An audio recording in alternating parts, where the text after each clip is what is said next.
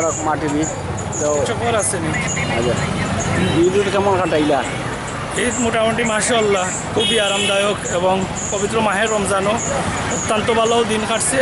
আর দোয়া করি আল্লাহ পাক রব্বুল আলমিনের জেলা আগামীতে আমরা সবরে নেক হায়াত সুস্থতা দান করতা এবং আগামী ঈদ হওয়ার মতো তৌফিক দিতা। যাওয়া দুই চিন্তা হইতে আইনি হইল কার লগে ফাঁকানি চাইছো? আব্বুর লগে।